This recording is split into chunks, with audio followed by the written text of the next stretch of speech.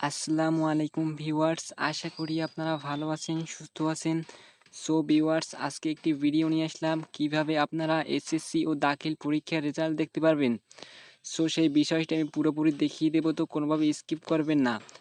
তো প্রথমেই আপনি চলে যাবেন আপনার মোবাইল ফোন থেকে গুগল ক্রোম ব্রাউজারে। তো আমি এখন চলে যাব গুগল ক্রোম ব্রাউজারে, তো কোনোভাবে স্কিপ করার চেষ্টা করবেন না, তাহলেই মূল বিষয়গুলো হারিয়ে ফেলবেন। তো এখন আপনি দেখতে পাচ্ছেন ক্রোম ব্রাউজার, এই ক্রোম ব্রাউজারে আমি প্রবেশ করব। সো ক্রোম ব্রাউজারে প্রবেশ করার পর আপনি দেখতে পাবেন আপনার সামনে এমন একটি ইন্টারফেস শো করবে। তারপরে আপনি এখানে লিখবেন এডুকেশনাল বোর্ড রেজাল্ট। সো আমি এখানে লিখছি এডুকেশনাল বোর্ড রেজাল্ট। সো আপনি নিচে দেখতে পাচ্ছেন এডুকেশনাল বোর্ড রেজাল্ট এসে গেল। আমি আগে সার্চ দিয়েছিলাম তাই এসেছে, তাই আমি এখানে ক্লিক দিচ্ছি। ক্লিক দেওয়ার সাথে সাথে আমার সামনে এমন একটি ইন্টারফেস শো করবে। তারপরে প্রথমে যে আপনি লিঙ্কটি দেখতে পাচ্ছেন, আমি দেখিয়ে দিচ্ছি, কোনো ব্যাপার না। প্রথমে যে এই লিঙ্কটি দেখতে পাচ্ছেন, এখানে জাস্ট আপনি ক্লিক করে দিবেন।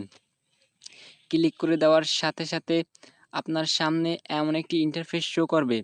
জাস্ট আপনি এখানে ডাবল ট্যাপ দেওয়ার সাথে সাথে স্ক্রিনটা বড় হয়ে যাবে। সো আপনি এখানে ডাবল ট্যাপ দিয়ে দিবেন। সো এই যে এই জায়গায় ডাবল ট্যাপ দেওয়ার সাথে সাথেই কিন্তু স্ক্রিনটি বড় হয়ে যাবে। সো আপনি দেখতে পাচ্ছেন বর্তমানে কিন্তু স্ক্রিনটি বড় হয়ে গেছে। তারপরে আপনি দেখতে পাচ্ছেন উপরে এক্সামিনেশন ইয়ার। সো তারপরে নিচে আছে বোর্ড, তারপরে নিচে আছে রোল, রেজিস্ট্রেশন আছে, তারপরে নিচে একটি ক্যাপচা আছে। সো এক্সামিনেশনের সামনে আপনি দেখতে পাচ্ছেন একটি ফাঁকা ঘর, ওখানে জাস্ট আপনি ক্লিক করে দিবেন।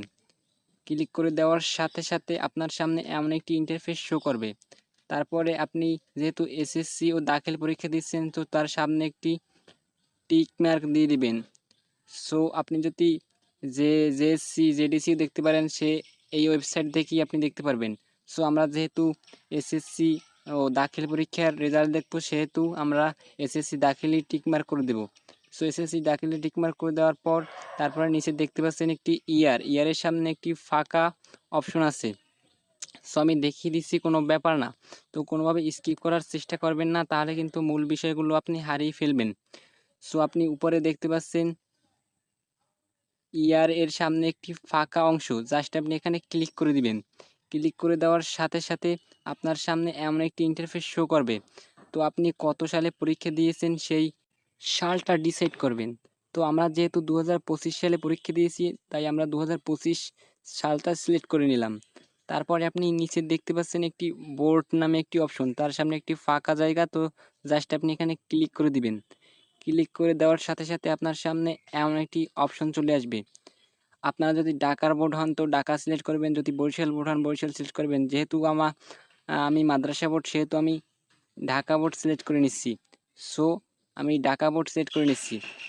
সিলেক্ট করার পর তারপরে আপনি নিচে দেখতে পাচ্ছেন একটি রোল নামে একটি অপশন, তার সামনে একটি ফাঁকা অংশ আছে।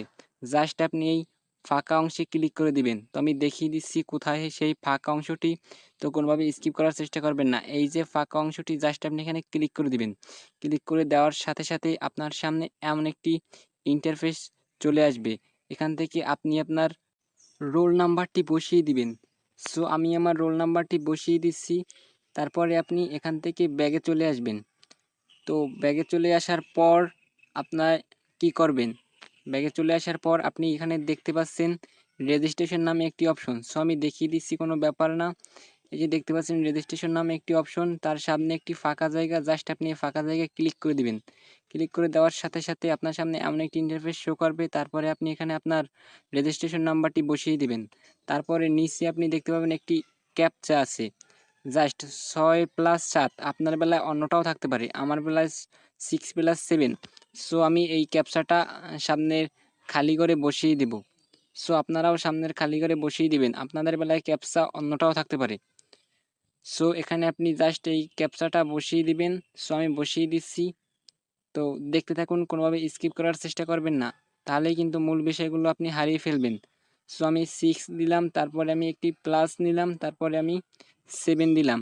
তারপরে আপনি এখানে দেখতে পাচ্ছেন সাবমিট নামে একটি অপশন। সো আমি দেখিয়ে দিচ্ছি, কোনো ব্যাপার না। এই যে দেখতে পাচ্ছেন একটি সাবমিট নামে একটি অপশন, জাস্ট আপনি এখানে ক্লিক করে দিবেন। ক্লিক করে দেওয়ার সাথে সাথেই কিন্তু আপনার রেজাল্টটি 1 থেকে 1.5 মিনিটের মধ্যে আপনার রেজাল্টটি চলে আসবে।